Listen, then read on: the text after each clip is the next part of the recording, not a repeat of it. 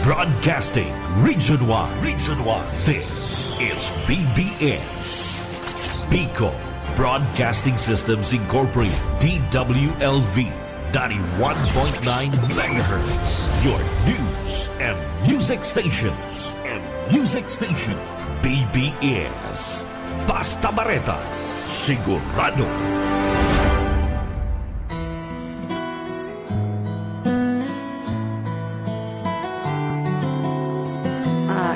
Isang mabiyayang umaga po sa biyaya sa pagkaaga. Ngayon po ay Agosto 7, 2024. Salamat po sa ating Panginoon na tunay nga ang pag-ibig ng Diyos ay patuloy na ginagawad po sa bawat isa. At muli po isang mapagpalang umaga po sa lahat. Magandang umaga po Naga City at sa mga karatig na lugar dito sa buong Bicolandia. Magandang umaga po Camarines Sur at ang lahat na tagapakinig ng programang Biyaya sa Pagkaaga dito po sa 91.9 BBSDW LBFM Radio. Buksan po natin mga tagapakinig ang ating mga radio upang tayo po ay makapakinig ng ating pag-aaralan. At sa Facebook, mga kapatid, ay naka-online po tayo. Muli tayong mag-aaral ng salita ng Diyos upang tayo ay maging malakas ang buhay pisikal man at espiritual sa pag-ibig ng Diyos. At patuloy tayong makinig sa mga salita na pag-aaralan natin. Ngayon sa lahat na inaabot ng tinig na ito at istasyon ng Radio 91.9 BBSDWLB FM, tayo po ay mag-aaral muli ng salita ng Diyos para sa kalakasan ng bawat isa. Ako po ay si Ate Margarita de los Santos, isang tagapamahayag ng AMNI ng salita ng Diyos. Purihin po ang ating Panginoon. Good morning po, Ma'am Lalaine Villapuerte Abunal, ang ating technician, Sir Stephen. Magandang umaga po sa lahat. At muli po ay inaanyayahan po ng ating Diyos na tayo po ay makinig ng salita ng Diyos. At upang tayo po ay, sabi ko nga po kanina ay malakas po ang ating buhay. Anuman po ang ating ginagawa sa araw-araw. At bago po ay tayo po ay manalangin. Dakila ka po o Diyos Ama na nasa langit. Kami nagpapasalamat sa buong magdamag na kami ginising mo po sa umagang ito na may panibagong hininga at lakas upang kami makinig at mag-aral ng iyong mga salita. Salamat po Panginoong Diyos sa gabay at patnubay ng iyong banal na Espiritu Santo sa buhay po namin, sa buhay ng sangkatauhan na nilikha mo, na kami po ay patuloy mong iniingatan. Saan man kami Panginoon magpunta, anuman po ang aming ginagawa, higit sa lahat na araw-araw, naming pagkilos ng aming mga buhay, sa aming paglakad, sa aming pagtulog. Salamat po o Diyos. At salamat Panginoon sa umagang ito na ang kalakasan mo ay patuloy na iginagawad mo sa bawat isa po sa amin upang mahayag ang iyong pag-ibig at pagmamahal mo sa bawat isa po sa amin. Panginoong Diyos, salamat po sa pangalan ng aming Panginoong Hesukristo. Amen. At ngayon po ay bigyan ko po ng introduction po ang ating pag-aaralan na kung saan po ang kadakilaan ng pag-ibig ng Diyos sa atin. Una po mga kapatid, ang Diyos nating nasa langit ay pag-ibig at tayo ay naniniwalang siya ang naglikha ng langit at lupa. Nakikita po natin mga kapatid ang likha ng ating Panginoong Ama na nasa langit. Lahat ng laman po ng nakikita po natin na kreasyon o created by our God the Father ay sa Kanya po. Higit sa lahat po, tayong mga tao na nilikha niya. At bagamat hindi po natin siya nakikita, dahil siya ay espiritu, mga kapatid, mga tagapakinig, siya ay makapangyarihang Diyos. Siya po ay mapagmahal at dakil ang kanyang mga gawa. At pinatunayan po ito, ang mga gawa pong ito, higit sa lahat po sa ating buhay, na ang kanyang pag-ibig at hanggang ngayon ay nananatili. Ang Diyos natin dahil sa pag-ibig niya sa buong mundo, lalo na sa sannilikha niya, ng tao ay ibinigay niya ang kanyang bugtong na anak. Sino po ba ito mga kapatid o tagapakinig ng salita ng Diyos? Dito po sa biyaya ng pagkaaga. Ito po, walang iba kundi ang ating Panginoong Hesukristo upang tayo ay matubos ang kasalanan ng sangkatauhan, upang tayo ay makapamuhay na may pananagumpay sa araw-araw at sa anumang ating ginagawa. Sa mga pagkukulang natin sa Kanya, sa hindi natin pagsunod sa Kanyang kalooban, nariyan po, patuloy ang pag-ibig niya, niyayakap po tayo sa anumang mga kilos po natin. Sa hindi po natin pagsunod sa Kanya, andyan ang Diyos. Lubos tayong mahal ng Diyos kahit hindi tayo perpekto. Dahil alam po natin na tayo po ay makasalanan. At siya lang po ang perpekto. Naging tao siya 100%. Naging Diyos siya pero siya ay tao, siya ay perpekto. Sakdal ang pag-ibig ng Diyos dahil puno po siya at puspos siya ng walang hanggang habag at kabanalan na di maipaliwanag na pag-ibig sa atin. So, mga kapatid, ito po yung kapahayagan po na ang Diyos po natin ay pag-ibig at napakadakila niya. At sa umagang ito po, mga tagapakinig sa biyaya ng pagkaaga, ang topic po natin, ang kadakilaan ng pag-ibig ng Diyos. So, ang teksto po natin, makikita po natin sa Efeso chapter 2, verse 4. Ano po yung mga nasasabi po dito sa ating teksto sa Ephesians 2:4? Sabi po dito, subalit napakasagana ng habag ng Diyos at napakadakila ng pag-ibig niya sa atin. Purihin po ang ating Panginoon at baybayin muna po natin kung ano po ang kahulugan po ng kadakilaan. Alam po natin mga tagapakinig ng biyaya sa pagkaaga, ang Diyos po natin ay dakila. So ang kadakilaan po, ang kahulugan po nito ay buhay na walang hanggan, ang uri ng buhay na ipinamumuhay sa kadakilaang kaluwalhatian. Siya ay perpekto, taglay niya ang lahat ng karunungan. So ito po mga kapatid, ang kadakilaan ay makahulugan po sa buhay po ng ating Panginoong Diyos na nasa langit at sa pamamagitan po ng anak niyang si Hesukristo, nagawa niya po ang kadakilaan at ang pag-ibig niya sa bawat sanilikha o sangkatawan po na nilikha ng Diyos. So ngayon po ay ang pag-ibig naman ay maraming uri. Mga ano po ito? Unang-una po, tulad ng pag-ibig ng Diyos sa kaibigan, sa kapwa, sa ating mga magulang, sa ating pamilya, at pag-ibig sa tao na gusto mong makasama sa buhay natin. So, ang pagmamahal ay maaari ding pagmamahal para sa sarili po natin. So, purihin po ang ating Panginoon. Ang mga kadakilaan ng pag-ibig na ginawa ng Diyos na ipinahayag niya sa kanyang anak na si Jesucristo.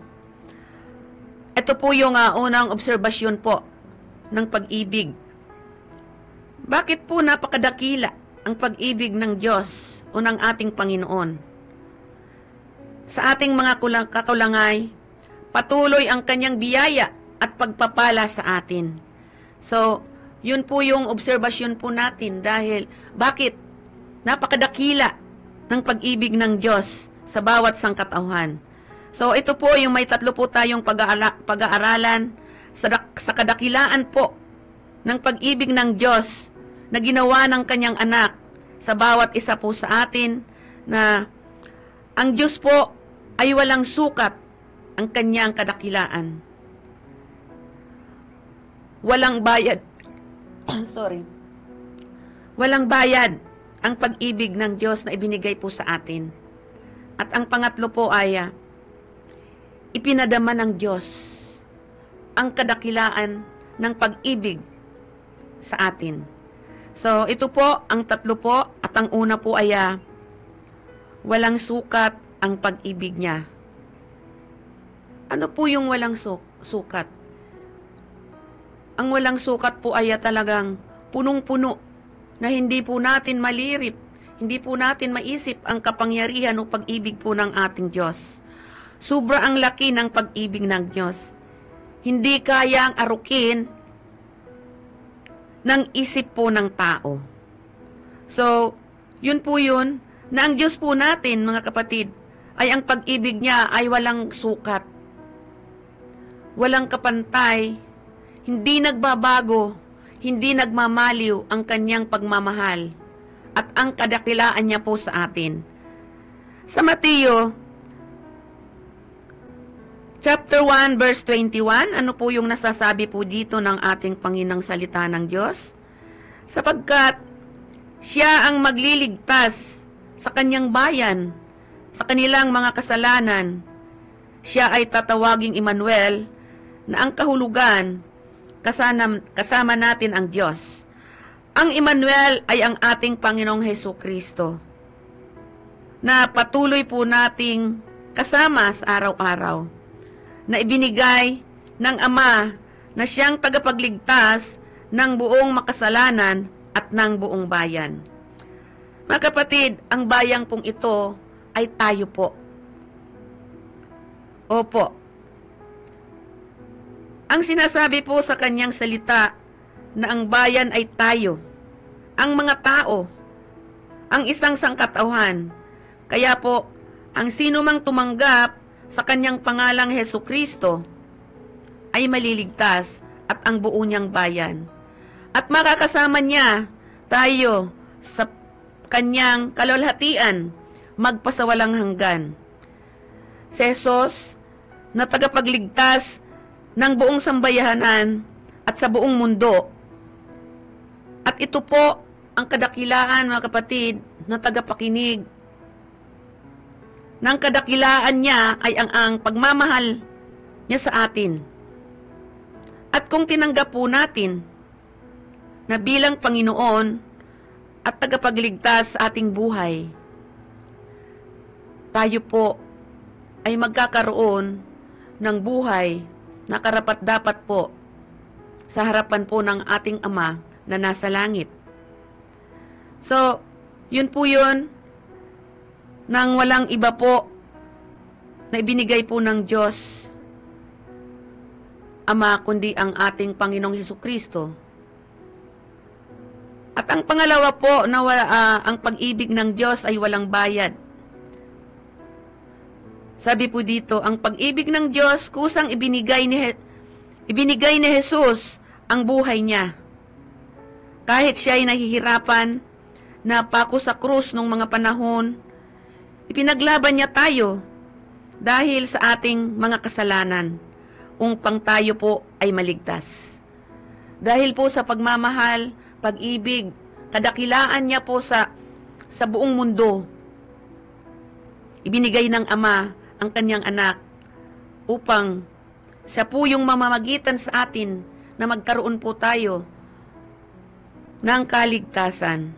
Sabi nga po sa Romans 6:23, ang kabayaran ng kasalanan ay kamatayan. Datapwat, ang kaloob ng Diyos na walang bayad ay ang buhay na walang hanggan kay Kristo Jesus. Ano po ang kabayarang ito? Sinasabi po sa Ephesians chapter 1 verse 7, tinubos niya tayo ni Kristo sa pamamagitan ng kanyang kamatayan at sa gayoy, pinatawad na ang ating mga kasalanan. Gayon po, kadakila, mga tagapakinig, ang pag-ibig ng Diyos, walang hihigit pa sa pag-ibig niya. Sinakop niya ang buong mundo upang magkaroon ng kaligtasan ang tao at pananagumpay. Yun po yun, mga kapatid, na sinasabing ang pag-ibig ng Diyos ay walang bayad. Ito po ay binayaran po ng ating Panginoong Hesukristo nung siya po ay napako sa krus. Naghirap. Hindi pa man po siya ipinapako sa krus.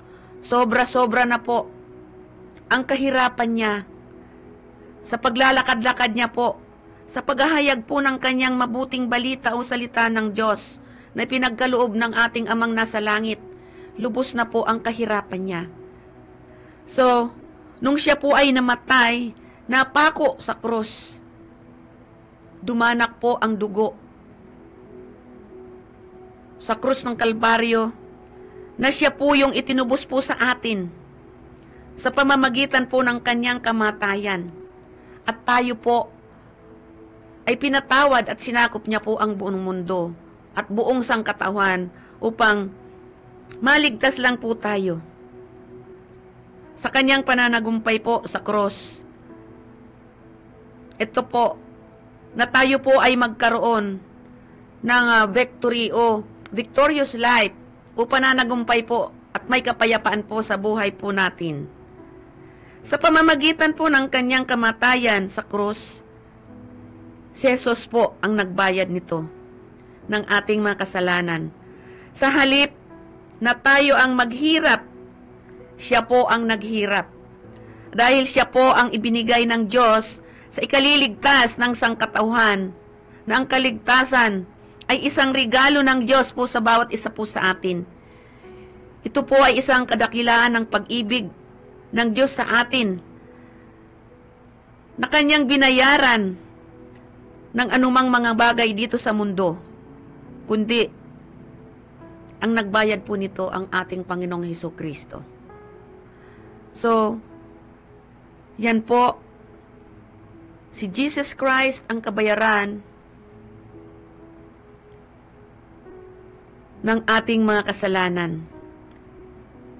Ni isang sintimo, ni isang anuman, kahit pilak ginto, ay hindi po siya binayaran.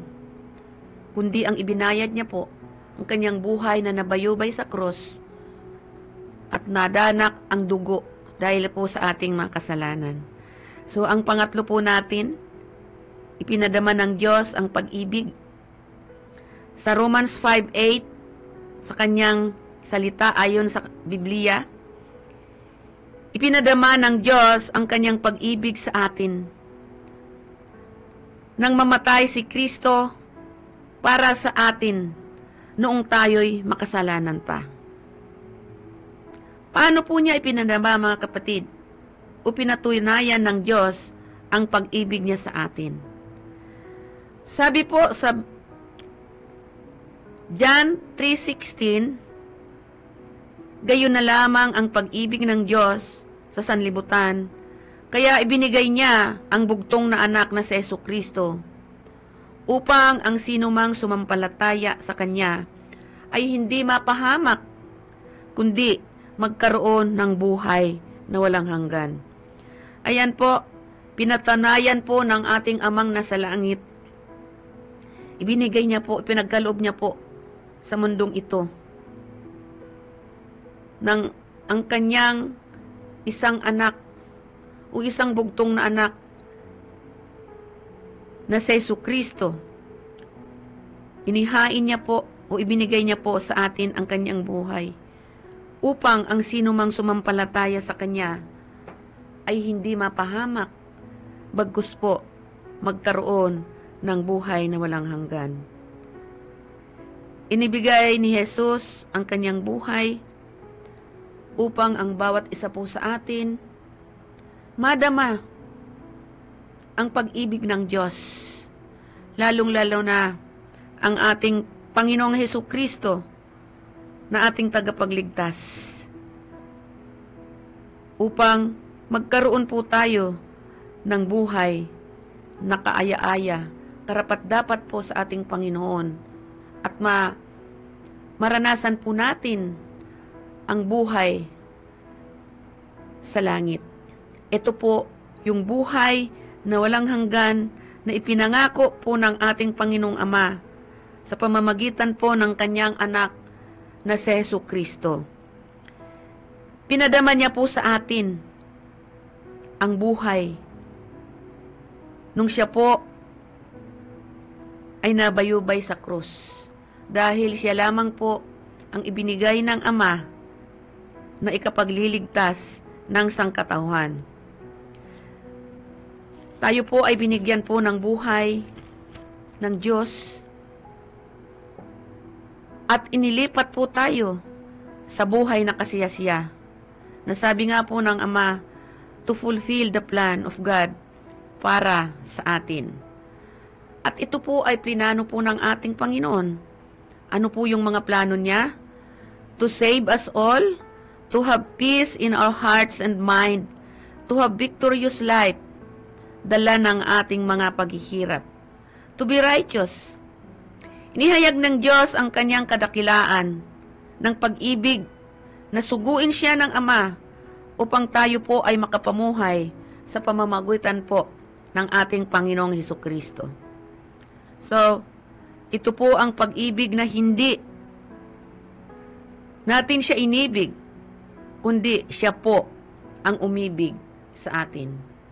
Siya po, mga kapatid, ang unang umibig po sa atin. Hindi po tayo. Inibig po natin dahil ipinakita ng ating Panginoon ang kadakilaan po ng kanyang pagmamahal o pag-ibig po sa atin, sa buong mundo, sa isang katauhan na kanyang nilikha. At ito po ang pag-ibig ng Diyos sa atin. Ang ating Panginoong Hesukristo na bilang handog sa ikapagpapatawad ng ating kasalanan upang tayo po ay magkaroon po ng kaligtasan. So, higit pa na magkaroon po tayo ng buhay na kaya-aya po, na makita po tayo ng ating Panginoong Diyos, na tayo po ay magkaroon po ng buhay na walang hanggan. Dahil po, ang pag-ibig ng Diyos sa atin ay napakadakila sa bawat isa po. So, ang kadakilaan po ng ating Panginoon na walang sukat, walang bayad, ipinadama niya po ang pag-ibig niya sa atin. Sa pamamagitan po ng ating Panginoong Hesus, na ibinigay po ng ating Ama, na ang sabi po doon sa napag-aralan po natin, na ang sinumang manampalataya sa kanyang bugtong na anak ay hindi mapapahamak, kundi po magkaroon ng buhay na walang hanggan. So, ang kadakilaan po ng ating Panginoong Ama na nasa langit, sa pamamagitan ng ating Panginoong Hesukristo, tinubos niya tayo sa krus ng Kalbaryo, dumanak ang kanyang dugo, nabubo, dahil po nais ng Diyos na tayo po ay magkaroon ng kaligtasan at makapamuhay tayo, nakasama po natin siya lagi. hanggang sa kalulatian niya. Kasama po natin ang Ama, ang kanyang anak, at ang kanyang banal na Espiritu Santo. Yun po mga kapatid, mga tagapakinig ng biyaya sa pagkaaga, ang kadakilaan ng pag-ibig ng Diyos sa mundo at sa bawat sangkatauhan na nilikha niya. So, salamat po sa kanyang pag-ibig at sa kanyang kadakilaan. Amen po. At tayo po ay manalangin. Salamat po, Ama, sa kadakilaan ng pag-ibig mo at pagmamahal mo po sa amin, na kami ay pinatawad mo at naligtas sa pag-ibig ng iyong anak na si Jesus. Kami malaya at matagumpay naming lalakarin sa ginawa mong pagmamahal, dahil ikaw po ay napakabuti sa amin. Ikaw ay banal na Diyos. At kahit na po ang banal na Espiritu Santo na aming laging kasama, na ibinigay mo po sa amin, ikaw ang Diyos po namin, na dapat po naming purihin, pasalamatan, ang kadakilaan ng pagmamahal mo sa amin. Lord God, salamat sa umagang ito, na sa buhay po ng bawat isa. Salamat sa iyong anak na nagtubos po sa bawat isa po sa amin. Salamat sa aming Panginoong Hesukristo sa pagmamahal mo at ang kadakilaan. Ikaw po ang maluwalhati at madakila sa buhay ng bawat isa at sa buong mundo. Salamat po, Panginoong Diyos, Banal na Espiritu Santo.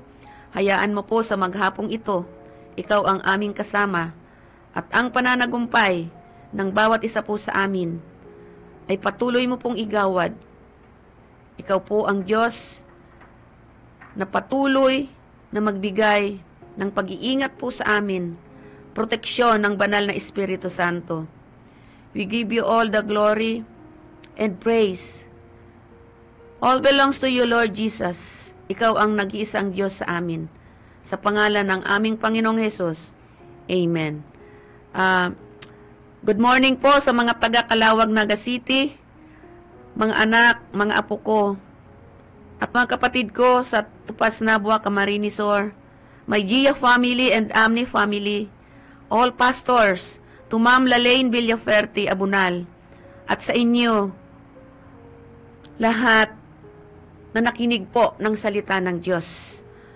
Purihin ka po, Panginoon, at magandang umaga. Salamat po sa marhay sa Indogabos. Purihin ka at pasalamatan ka po namin. God bless us all. Sa pangalan ng aming Panginoong Hesus. Amen po.